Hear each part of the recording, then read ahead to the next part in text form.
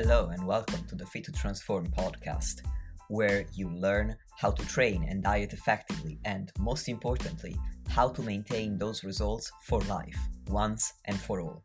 I'm Nikias Tomasiello, a transgender training and nutrition coach working online with anyone who's ready for a true lifestyle transformation, anywhere they may be in the world. As a friendly reminder, any and all information provided is for educational purposes only. You should consult with your doctor before implementing any changes to your diet and exercise program.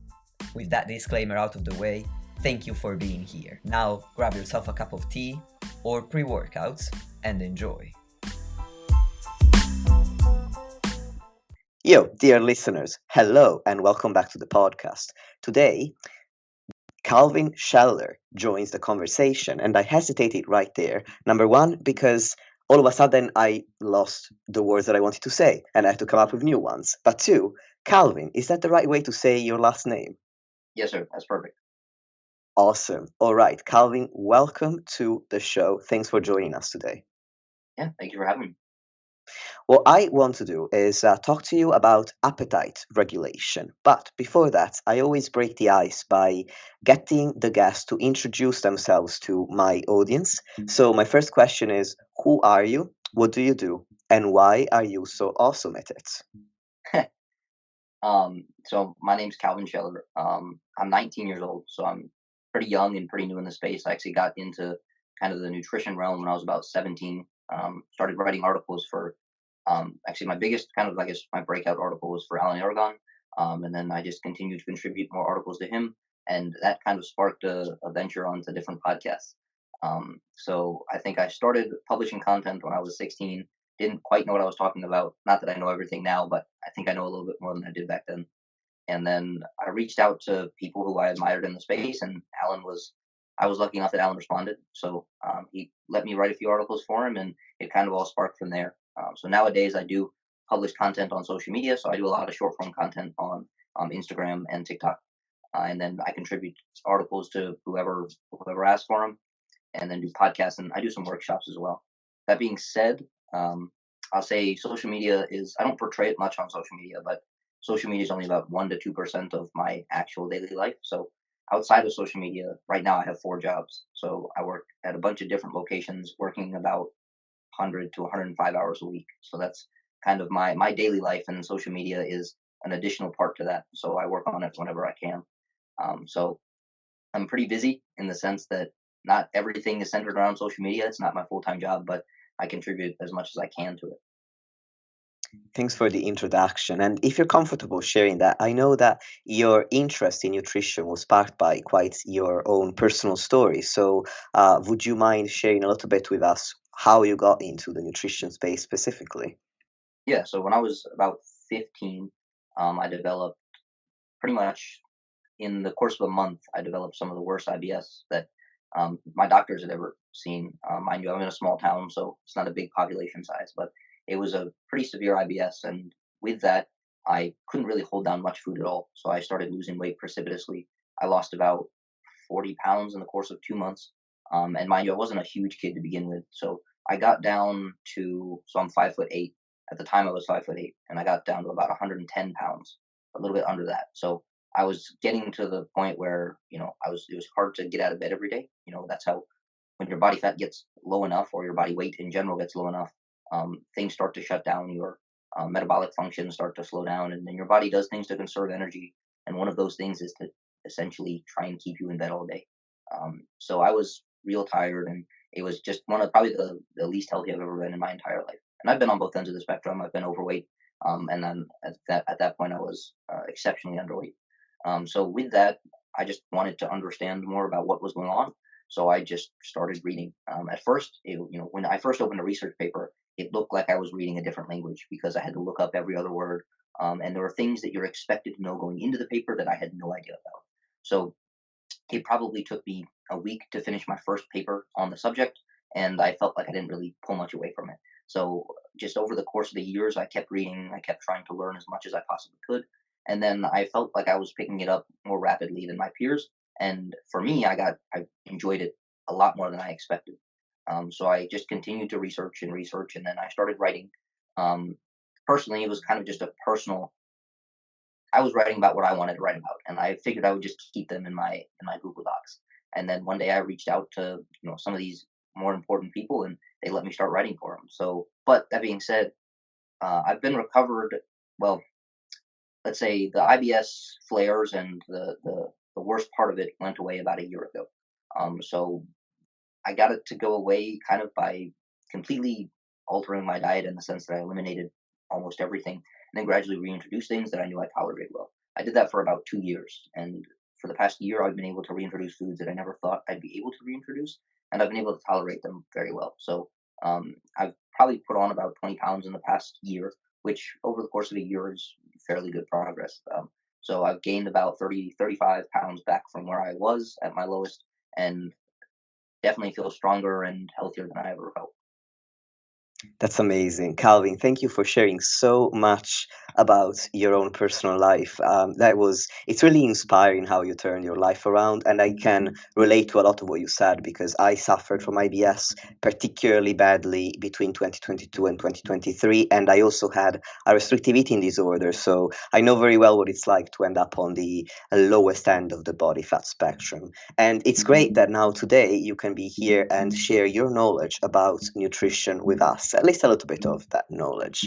And that brings me to the first question I have about appetite regulation. I like to start with definitions to get everybody on the same page. So, could you describe the definition in the scientific literature of appetite and of hunger, if there is a difference between the two? Yeah, so I think, let's say appetite is very difficult to describe. So appetite, most people, when people hear appetite, they think specifically of food, but appetite isn't specific to just food. An individual can have an appetite for a multitude of different things. Um, Drug addicts can have an appetite for drugs. Certain people can have an appetite for physical connection. If you're anything like me, I have a bit of an appetite for caffeine sometimes. So it just depends on the exact scenario we're talking about. But appetite in the general sense is the desire to seek and consume. So if I have an appetite for food, I would go out. My brain would be focused on finding that food and then consuming it. And hunger is, in a sense, the same thing. It just kind of appetite in part is also driven by satiety. So satiety is the ability to actually it's the lack of drive to consume, if that makes sense. So that would be satiety is the feeling of not needing to consume, and that kind of hunger and satiety both interplay into appetite. Whereas hunger is simply we could define it as the desire to seek and consume. Excellent. Thank you for clarifying that. I would have asked you about satiety as well, which is great. I'm also aware of yet another term that has a little bit of a different nuance compared to satiety, and that is satiation. So could you define that as well? Yeah, so we would think of satiety as the ability to stop consuming, and we would think of satiation as the ability to not consume over a prolonged period of time. For example, if I'm hungry, I will begin to consume food, and I will stop consuming food when I feel satiated, or when we would get the sense of satiety. And then that ability to stay without food and feel satiety, sorry, to feel satiation throughout the meal. Sometimes they get a little bit mumbled. But satiation would be the ability to go between different meals without the desire to consume. So some things may leave you feeling satiated, but they don't give you that sense of satiation, which is, again, it's hard to delineate between the words if that makes sense. But things can make you feel full in the present moment, but you begin to get hungry very rapidly afterwards. And some things might make you feel not as full in that given moment, but they keep you full for a more prolonged period of time. So, for example, we can drink a lot of water at one given time, and we wouldn't feel very hungry anymore. So we would say that that water gave us a sense of satiety, but it wouldn't have a prolonged sense of satiation in the sense that by the time you absorb the water, you begin to be hungry again because you didn't actually consume any energy or any sort of molecule that would signal to your brain that there's energy coming in. Excellent. And my understanding is that the human body has an appetite regulation system. So, what does this system comprise? And in relatively simple terms, how does it work? Yeah, so we would think of appetite is regulated almost primarily by the brain. However, inputs for appetite are coming from multiple different organ systems. So the brain, in a sense, it's almost like a balance of different molecules. So there are molecules that are inside of the brain that can signal for either increasing food intake or decreasing food intake. We'd consider the ones that increase food intake as orexogenic molecules. And we consider the ones that decrease food intake or make you feel full as anorexogenic molecules. So it's essentially a balance of anorexogenic and orexogenic molecules as to whether or not you feel the desire to consume. And now with that, there's also a lot of things, there's a lot of different things that you can consume. Sometimes we might feel hungry to consume a bowl of cereal, but not as hungry to consume a big head of lettuce. So there's different, your brain has, now that's a little bit more complicated. You start to get into more of the psychology side of things, in which your brain might be telling you to consume certain things when you are or are not hungry. But we can think of appetite and the regulation of appetite as being a mixed bag of signals, and whatever signal is overpowering the other would be whether or not we would desire to consume food or we don't desire to consume food. And now these signals can be coming from multiple different organ systems. The most amount of signals would be coming, or the most amount of molecules that are produced and enter into the brain are typically coming from the gastrointestinal tract. Different locations, including inside of the stomach, and then also in the intestine, so the small intestine and large intestine. They produce molecules that can signal to the brain that we've just consumed food or that we haven't had food in a prolonged period of time. So we think that if we go back to the water example, we drink a lot of water, and this increases the size of the stomach and it stretches out the stomach. And there's signals sent to the brain to say that the stomach is now full. But as soon as that water leaves the stomach, it enters into the intestines where those signals are diminished, and there's no more signals telling our brain that there's something inside of our stomach. And because there has been no energy consumed, there aren't secondary signals sent by the intestinal tract to indicate to the brain that there's energy coming in. So we can, for a period of time, a short period of time, we can make ourselves feel full, but it doesn't last very long because we get overpowered by signals of fullness at the very beginning, but that doesn't last for too long. I hope that makes sense. Yes, it does. It's very well explained, actually. I'm wondering, is everyone's appetite regulation system exactly the same? Does it work to the exact same standard, so to speak? So that's a tough question. So the exact molecules that are produced, all humans have the same molecules that get produced, but the degree and magnitude of which they are produced and the magnitude of which they are sensed by the brain are all different. And that's why we have a wide range of different body sizes inside of the entire world. So we have some people that naturally maintain a very low body fat, and some people that, if they eat to appetite, they gain a rapid amount of body weight.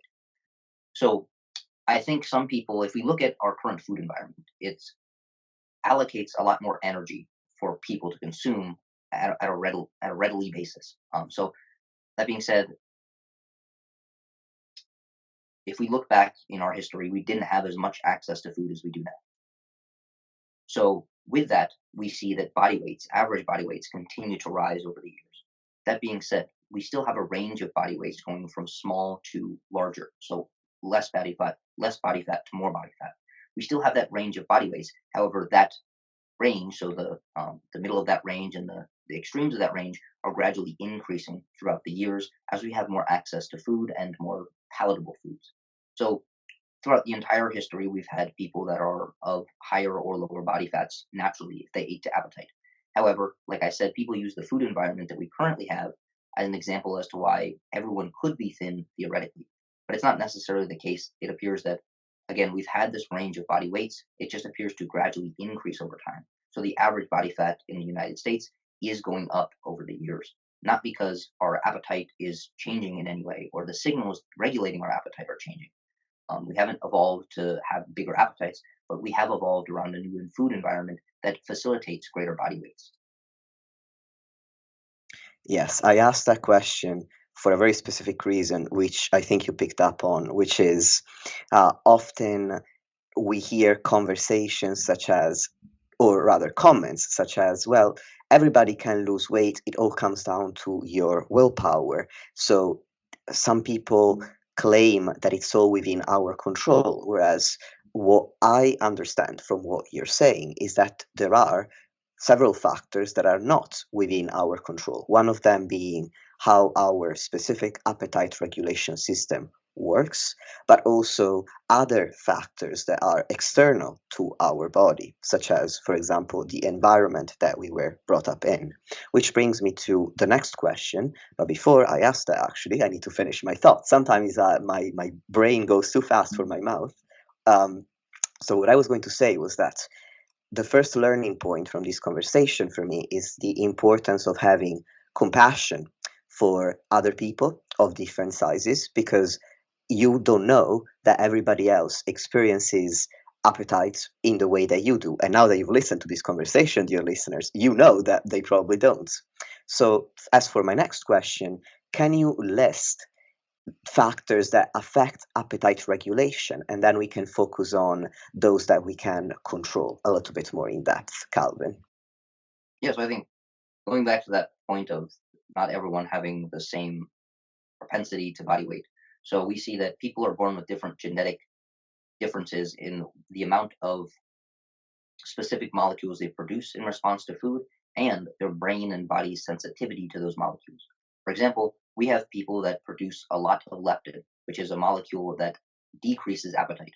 However, their brain isn't registering, is it their brain isn't as sensitive to that leptin as their counterparts would be. So for the same amount of this appetite suppressant molecule that they produce, they don't feel as great of appetite suppression. So we look at you and I might consume the exact same thing, and our body might produce the exact same amount of leptin. But I might feel hungrier after that given bolus of food than you do.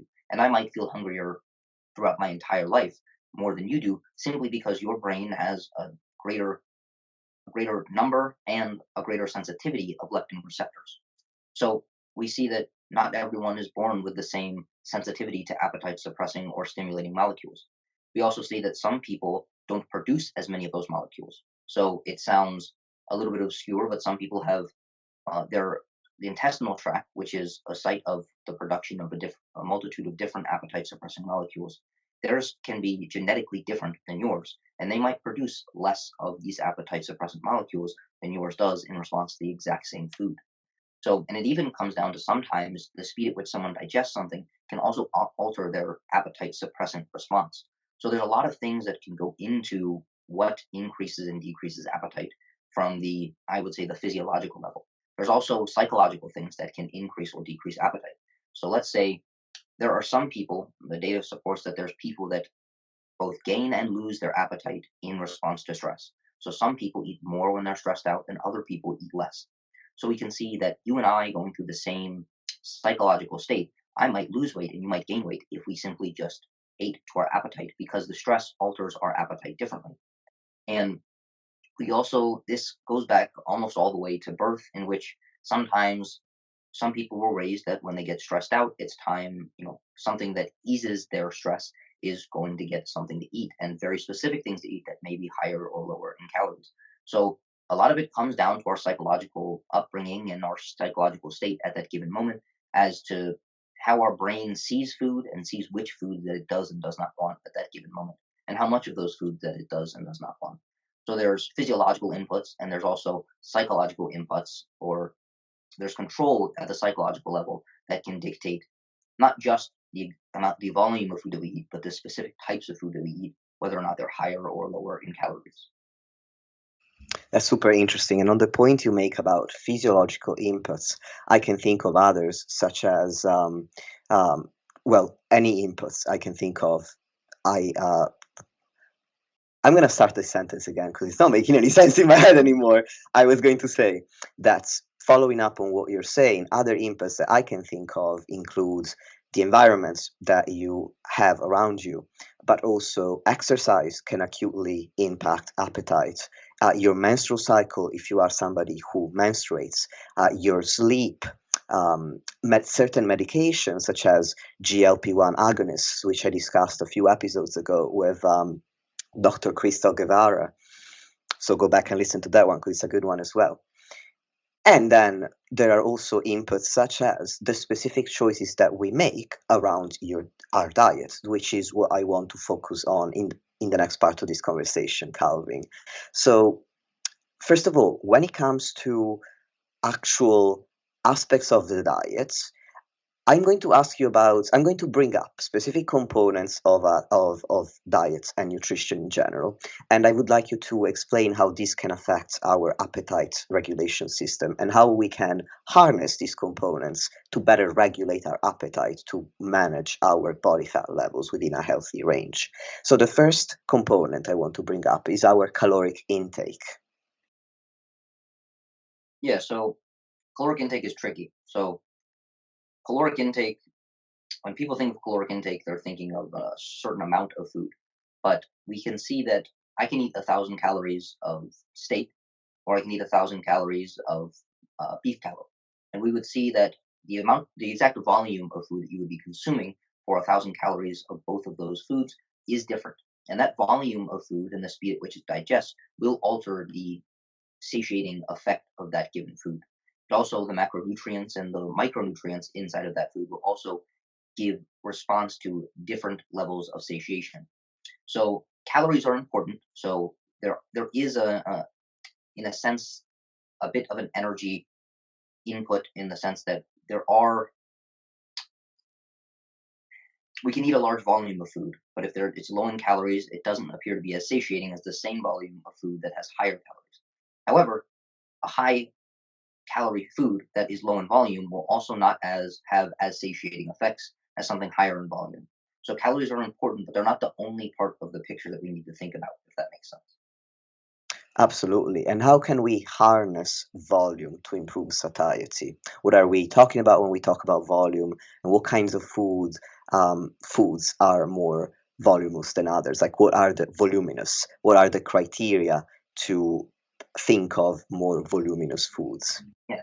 So when we're thinking of food volume, we're essentially thinking of the amount of food that you can eat for a given amount of calories. So if we think about it, a stick of butter contains close to 2,000 calories, and it's a very small amount of food. But 2,000 calories of lettuce would take up multiple bowls, it'd be gallons worth of lettuce. And I put that into picture as to say that the lettuce is much greater volume than the butter for the same amount of calories. So the absolute amount of food inside of your stomach would be greater if you consumed 1,000 calories of lettuce compared to butter. So that is what food volume would describe. It'd be the amount of the absolute volume of food that would be for a specific calorie allotment. And the biggest thing that appears to affect food volume is just going to be water content. So things that are higher in water typically have more volume per calorie. So we see things like watermelon is quite high in water and quite low in calories compared to something such as dried watermelon, which we are, in a sense, removing all of the water from. And then the amount of calories, or sorry, the amount of volume that you would get in dried watermelon for 100 calories is a lot lower than for fresh watermelon. So one of the biggest and pretty much not the only, but one of probably the most important thing that affects food volume is going to be water content. So we see that things that are higher in water content are typically things like fruits and vegetables, and then certain cuts of animal meats, not necessarily are higher in water content, but they're lower in fat content, and that fat is typically more dense than the protein and water-rich components. So we would see that things that are higher in fat typically are lower in volume. So if we think a chicken breast, we could eat probably a pound of chicken breast compared to a pound of steak. We'd be looking at a pretty large difference in the calories depending on how fatty that cut of steak is, simply because of the amount of fat per gram is found inside of that steak compared to that cut of chicken breast, which is not entirely protein, but almost all protein. That makes sense. So the primary criterion to pick a high volume food would be water content. Secondarily, the amount of fat it contains, given that it is denser than protein and carbohydrate when it comes to its caloric content. Thank you for covering that. I guess Now, fiber would go ahead. also be an important component in that too. So fiber takes up volume, but it's not actually a caloric load. So it would be increasing the volume of the food without adding in additional calories. Sorry to cut you off. Not a problem at all. This was a very valuable addition to the conversation. Speaking of the three macronutrients, how do carbohydrate, fats, and protein affect your appetite? Yeah, so that's in reality, I think it's still a tough question to answer. And I say that because for so many years, people have touted that protein is the most satiating macronutrient. And it does appear that there's a lot of studies that do support that. But there are a lot of studies that also refute that. So we see that 500 calories of protein is probably more satiating than 500 calories of fat or carbohydrates. But it also is dictated on the amount of protein that you consume throughout the rest of the day. Um, so whether or not protein is the most satiating macronutrient is still a little bit tough to say with complete confidence. Um, I will say it does appear that dietary fat is the least satiating macronutrient.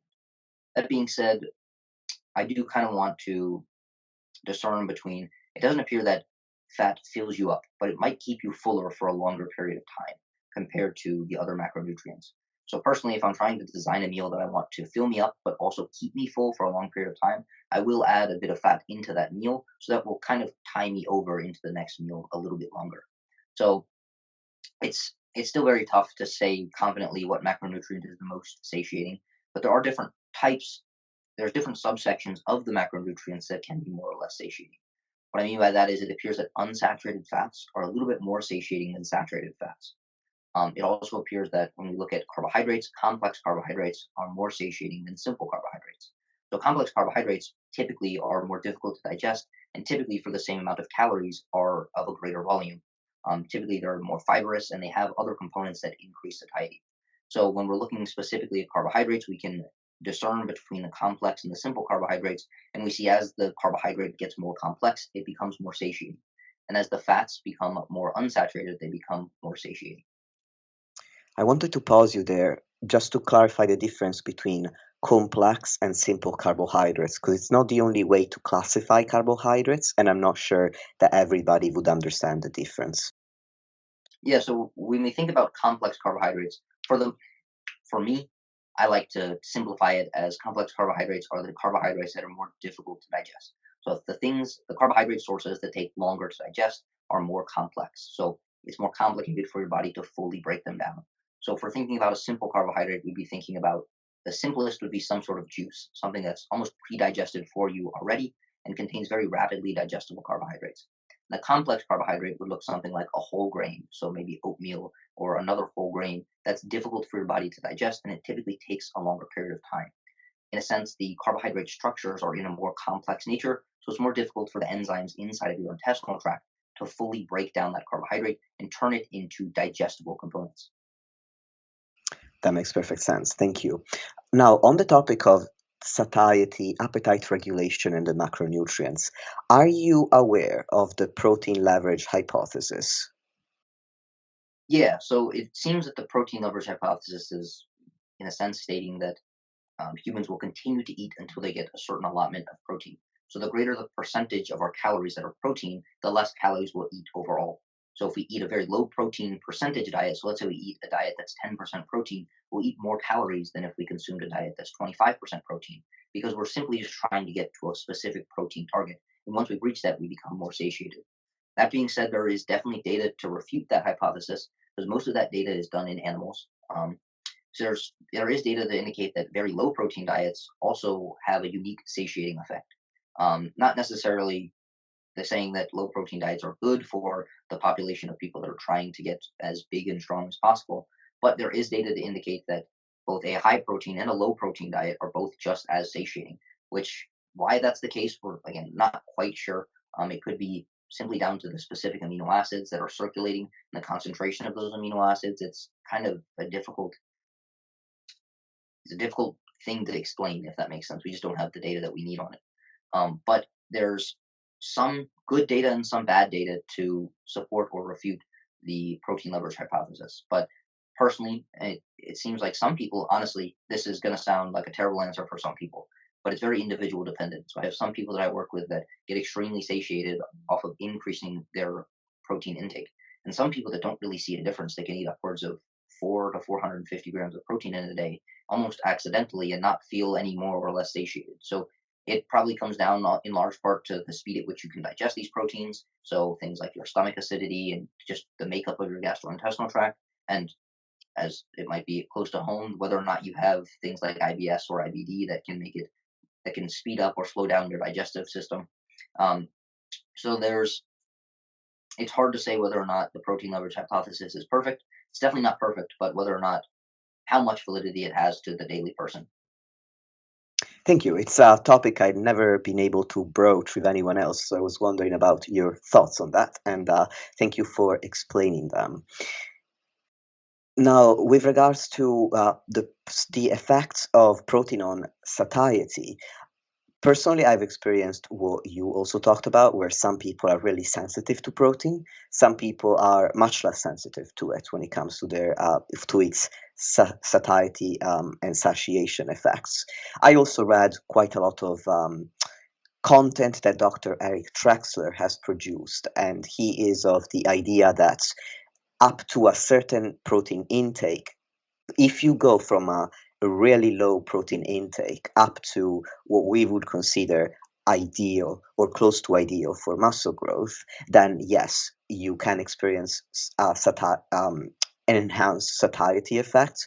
But if you're already consuming, let's say, 2 grams of protein per kilogram of body weight per day, for example, any more than that is unlikely to add any more to enhance that satiety effect anymore. So it seems like perhaps in his view, I don't want to misrepresent him, but from what I understand of what he's written, there could be diminishing returns to the satiety effects of protein depending on your total intake. Yeah, that seems to be again the only real data that refutes that is just the kind of obscure data that kind of just came out randomly about very low protein diets also being quite satiating. So whether or not I believe I agree with what Mr. Trexler says, and that's just it's just kind of sometimes, unfortunately, sometimes not all the data is as congruent as you would like. So there's a bit of a loophole thrown in the data that kind of confuses you a little bit. So that's just one loophole that confuses me just a little bit. Absolutely, I agree. At the end of the day, nutritional research is very difficult to conduct. So I completely understand, and we just need to wait until we have more and high quality studies to look at. So, in summary, my understanding is that we don't quite know for sure um, if protein has is the most satiating macronutrient, and if it is, to what extent we can experience those effects.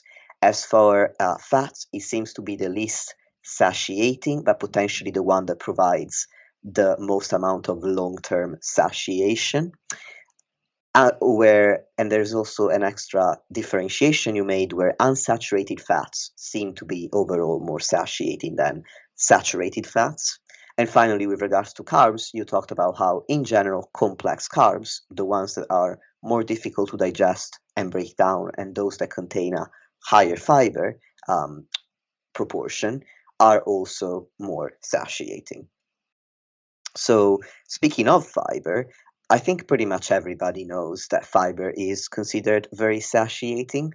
I'm wondering if we can tell from research how much fiber exactly has the greatest benefits on satiety and or satiation. Yes, we don't really have dose response data on fiber. That is, we don't really have data that's giving some people 5 grams of fiber and going up in 5 or 10 gram increments to seeing where that satiating effect caps out. Most of the data just seems to indicate that the more fiber you consume, the greater the satiety effect.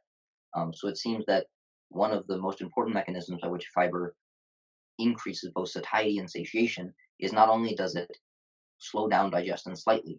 So it will increase the amount of time food spends inside of your stomach, which increases the amount of time that response is being sent to your brain to indicate that there is food in the system and you don't need to ingest more food.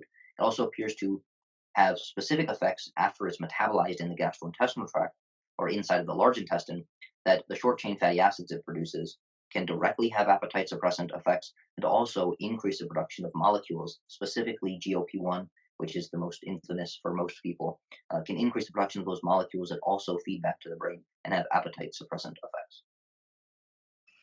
Very interesting. Thank you for that. So, moving on from the macronutrients and from fiber, one other component of diet that I wanted to talk about with you is food texture. So, could you differentiate between different types of textures and which ones may be more satiating and which ones are less satiating?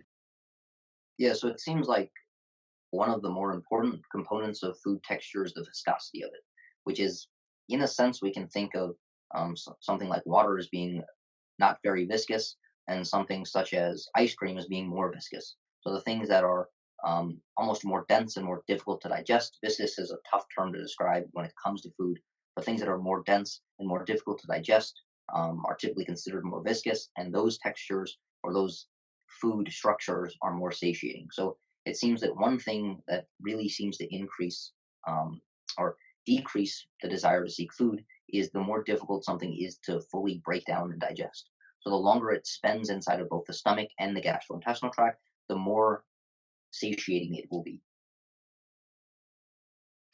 That makes sense. So, following up on that, so liquid foods would also be less satiating because they're easier to break down and go through your GI tract. Is that correct? Yes, sir. So it seems like comparing liquid protein to solid food protein or liquid carbohydrate to solid carbohydrate, the solid foods typically are more satiating. Probably the most unfortunate study being one study where they took chicken breast versus blended chicken breast, and they found that even though they were consuming the exact same food, same amount of water, same food, those who were consuming the intact full chicken breast were more satiated than those consuming the chicken breast shake. A very literal protein shake that I have no desire to consume ever in my life, if I can say that. Okay, so that's very interesting about texture. Next up is the taste of food, as in bland versus rich. How can that affect appetite? That's a tough question to answer. And honestly, again, I think it's individual dependent.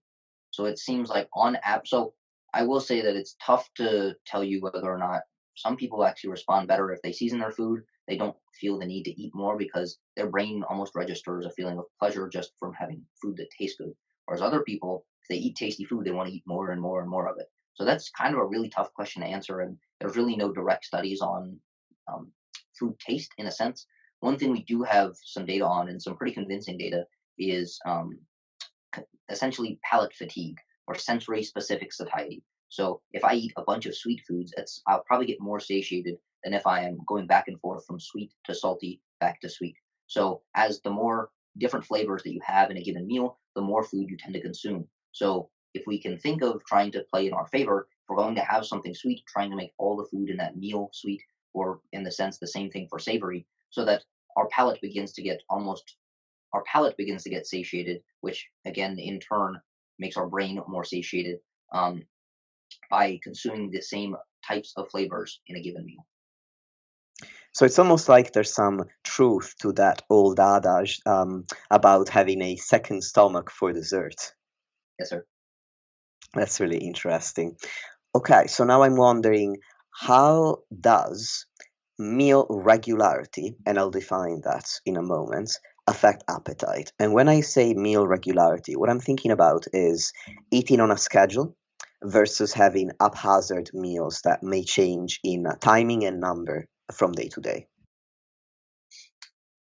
Again, that's something that we don't have a ton of data on, but what I will say is that so if we're eating the exact same volume of food, if we're eating it in a more spread out time period, it's the digestive efficiency is going to be different than if we're eating it in just one meal in a day. So we see that the speed at which things are digested will affect when we begin to be hungry again.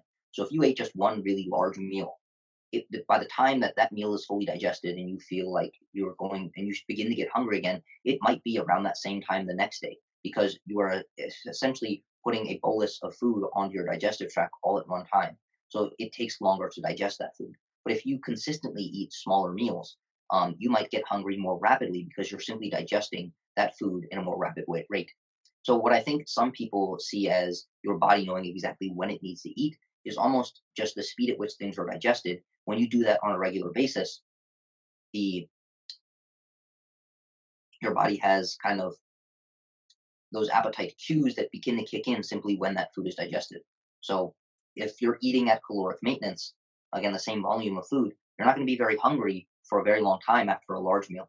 But if you're eating small meals, you'll just be more hungry more rapidly. It's not necessarily your body knowing that you need to eat small meals throughout the day or getting used to eating small meals, but those small meals are simply being digested more rapidly, if that makes sense. It does.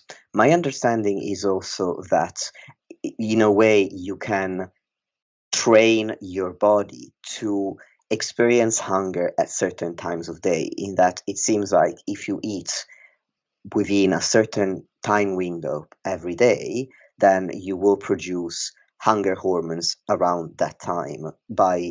And my understanding is that the mechanism through it by which that happens is the regulation of your circadian rhythms. So, for example, if you always eat lunch between 12 and 2 p.m., normally around 12 p.m., you'll start getting hungry. Is that correct? It's again the reason why I don't have a very confident statement on this is just because there's not the data that we're looking for on it. But if I had to hypothesize, I'd say there could be a difference to, yes, our circadian clocks. So there might be alterations in the times when we produce those appetite stimulating hormones, and there might also be just a psychological thing. So if we don't think about food in the morning, typically we simply won't think about consuming food in the mornings. And if we know that by the time 12 or 1 o'clock rolls around, that's when we typically eat. By the time 11:30, 11:45 rolls around, we'll begin to think about food. So whether or not it's down on the cellular level of altering our circadian clocks, or it's simply just psychologically noticing or putting our attention towards food and our appetite, that might be driving the desire to eat at specific times. That makes sense. Whichever the reason may be, would you say that there is this response, however? Because in my experience as a coach, I have found that when I coach my clients to develop a structured eating schedule, they tend to experience much more regular hunger and fullness signals, as opposed to when they had a more haphazard schedule. They were all over the place and they weren't really able to tune into them as effectively. Yeah, I'd have to agree. And actually, out of personal experience, so my schedule changes from day to day, and I don't always get to eat at the same time. So it's hard to know exactly when and when I won't be hungry. Sometimes I get very hungry at times when I don't want to be hungry, and sometimes when I have some additional time to sit down for a meal, I'm not too hungry. So I'll say, even out of experience, the more regular you can make your meal timing, the more easy it is to regulate your appetite and when you're going to eat food. Excellent. I just wanted to make this differentiation because I completely understand you wanting to be true to the data, which I really appreciate. That's why one of the reasons I invited you on.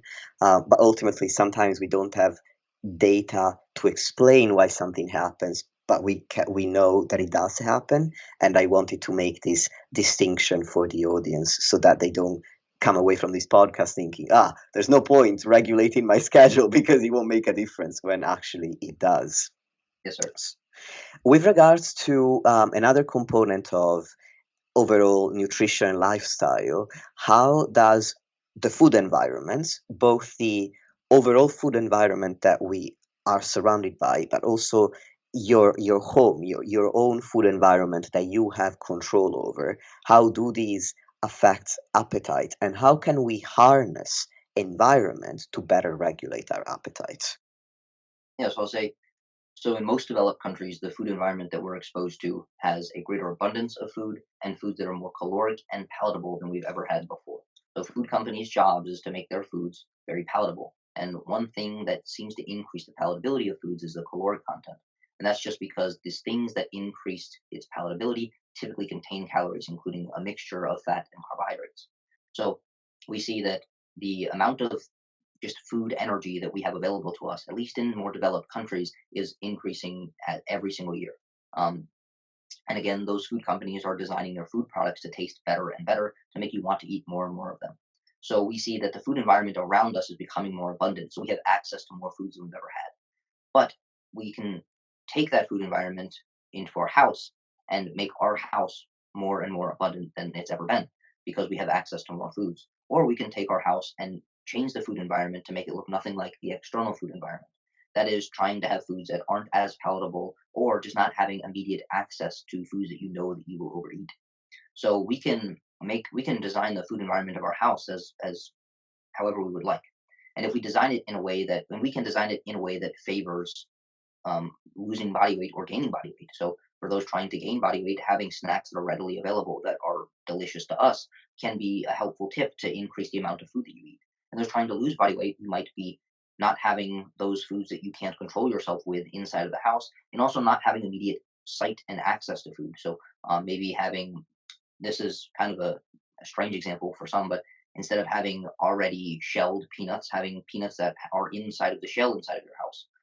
So you actually have to put in physical effort to consume the same amount of calories because you have to deshell every single peanut. Something like that, where it increases the resistance to get to the amount of food that you would typically eat if it was more available, if that makes sense.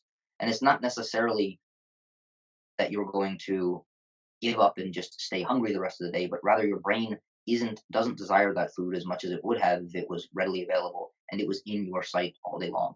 So one thing that increases our just almost immediately can increase our appetite is the sight, smell, or even thought of food.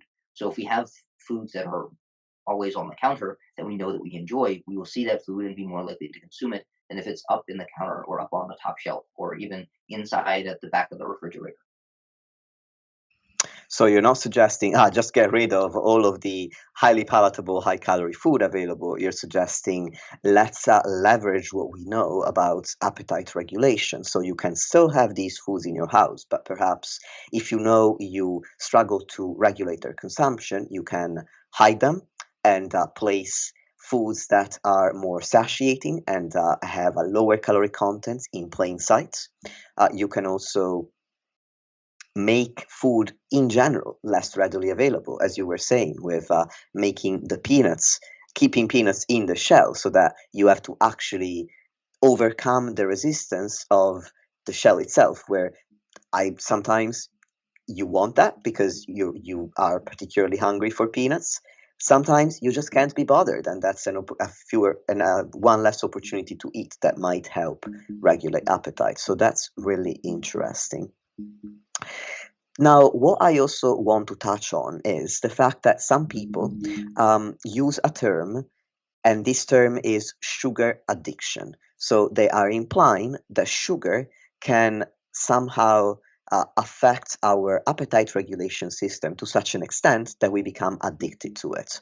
What are your thoughts on this, Calvin? Well, I'll say that if it was a true sugar addiction, we would see, a percentage of the population that on a daily basis would just spoon feed sugar into their mouth, and we don't really have that problem anywhere. I can't think of a case report of people that are addicted to just consuming straight up sugar. So it's not necessarily the sugar that is uh, especially addicting. So we see that typically the foods that contain sugar also contain other components that, when combined with sugar, make that food more palatable. So we see a combination of specific components can make a food more or less palatable. So if we combine sugar with either salt or dietary fat, or combine all three of them, that food becomes more palatable. So when we add sugar to a fat containing food, it typically becomes more palatable. Or if we add sugar to a salt containing food, it typically becomes more palatable. But people like to hyper focus on the sugar itself.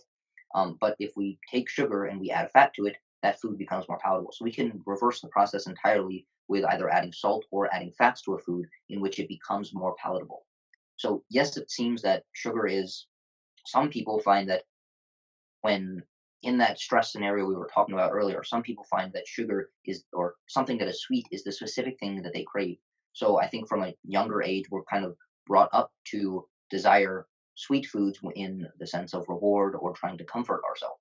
So, there might be a psychological drive towards sweet foods in scenarios in which we want to consume something to change our mood or to celebrate something. So I think we are kind of brought up in the sense that we might desire sweet foods for specific things that we wouldn't really desire, like a fatty cut of steak for. But the idea that sugar is especially addicting compared to the other macronutrients isn't necessarily the case.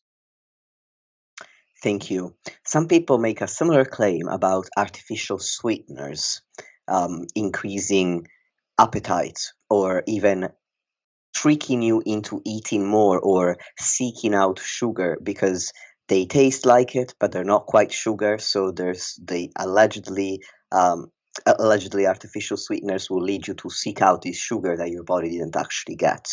What are your thoughts on that?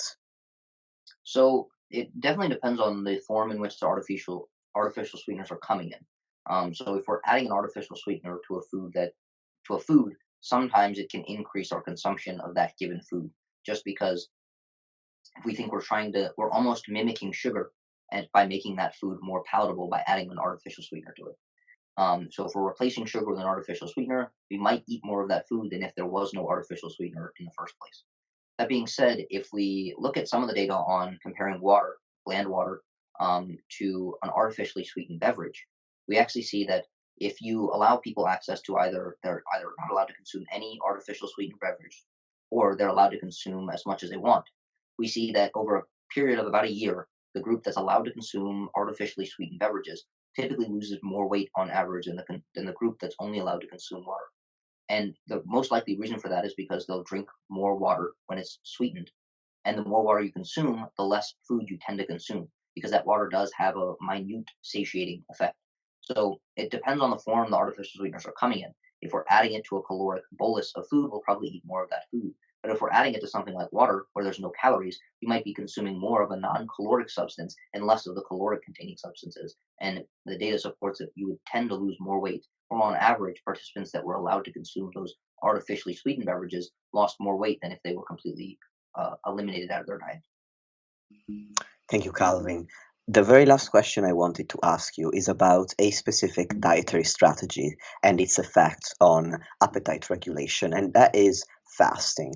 And if you could also differentiate between short-term fasting, such as intermittent fasting strategies, or time-restricted feeding, or rather time-restricted eating, since we're humans and not animals, and also long-term fasting, such as fasting for a day or 36 or even longer, 36 hours or longer. Yeah, so some people find so there's not again there's not perfect data around the subject, but I do know from experience some people find that when they completely omit food for a period of time, it's easier to control their appetite and their food intake than when they're trying to just eat less throughout the entire day. So some people find that if they eat breakfast, they tend to eat more throughout the rest of the day than if they skip breakfast or if they skip dinner, vice versa.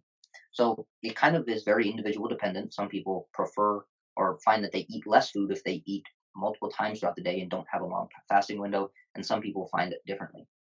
We see that long term fasting, the exact reason why is still a little bit unclear, but in my personal opinion, I believe it has something to do with when muscle breakdown begins or increases, the amino acids can have appetite suppressant effects. So in long-term fasting, sometimes we see an increase in hunger and then a gradual decrease in hunger. And again, in my head, it's I personally believe that it has something to do with the availability of amino acids in the bloodstream, which can increase throughout the length of the fast as muscle breakdown begins to increase as well, which isn't necessarily a good thing probably for your audience.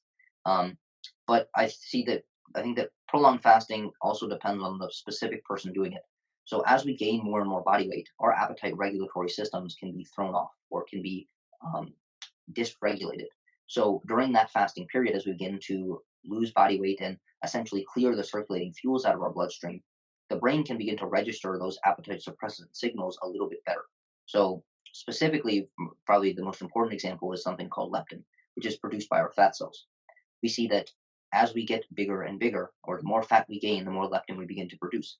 But it appears that at some point the brain begins to desensitize itself to the leptin that we're producing, such that obese people aren't just radically satiated all the time. They actually have just as big, if not bigger, appetites than their normal weight counterparts because their brain isn't registering that signal sent by their fat cells to increase satiety. But it seems that energy deprivation, which can be in the form of exercise, fasting, caloric deprivation, all three of those things can improve leptin sensitivity almost immediately.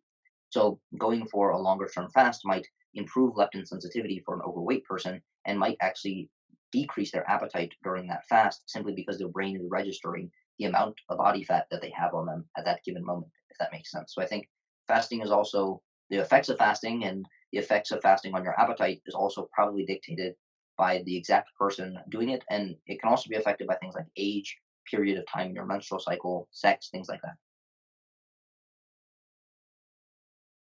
I couldn't unmute myself for a second. Anyway, I was going to say, thank you, Calvin. That's super interesting. And at this point, I believe we've covered so much. I've been all over the shop with my questions, but you have been very kind in sharing your knowledge. So before we wrap things up, I'm wondering, do you think there's anything about appetite regulation that we missed out on in this conversation or that we did touch on, but you would like to develop a little bit more?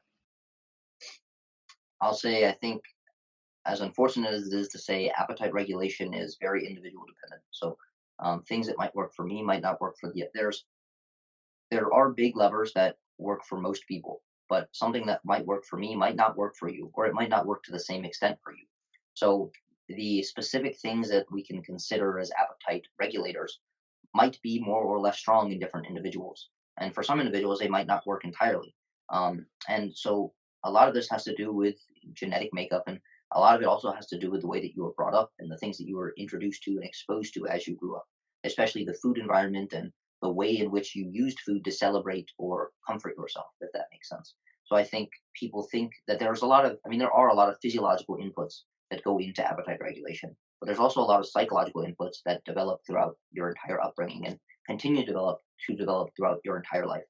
So I think me saying that specific things are or are not more or less satiating might not apply to the entire population, which is why a lot of these questions unfortunately are answered by sometimes or I don't know or it could be, but not always. That is an excellent point to make. I will also say that if we flip this around, at least you're giving people options to try. Yes, it might not apply to everyone, but if they hadn't listened to this conversation, they wouldn't perhaps have found out about some of these strategies that might actually be the right ones for them, which is why it's a very valuable conversation to have, even when the answer is it depends, ultimately, because we can at least give people clues on what it depends on, and then they can experiment and find out for themselves. Agreed. On that note, Calvin, thank you very much for your time today. And thank you for also taking the time outside of this to arrange the conversation, because as you mentioned at the beginning, you're a very busy person. Now, before we go, I want to give you the opportunity to tell people how they can connect with you and follow your work, should they choose to do so. And I'll add all the links in the show notes. Okay, yeah. So pretty much on all social media, you can find me by Calvin Scheller. So Scheller Scheller. On TikTok, it's Physiology with Calvin. So that's my username. And then on Instagram, it's just Calvin_Scheller. I do have a personal account where you can see some of the other bigger stuff that I engage in. So probably by tomorrow or the day after that, I'll have a post about I'll be moving into my new house tomorrow. So that's pretty exciting. So that's something that if you want to get a little bit more of a personal view, it's Calvin.Scheller. So just replace the underscore with a dot. So that's where you can find me. I'm pretty much just on TikTok and Instagram. If you want to get in contact with me more personally, just send me a message on something and I'll do my best to get back to you. Excellent. And congratulations on the new house. I know from your Instagram that this was a really important milestone for you, and I'm very happy that you achieved it. Yes, sir. Thank you. And on that note, dear listeners, thank you for tuning into the podcast and gifting me with some of your precious time. And I will talk to you in the next episode.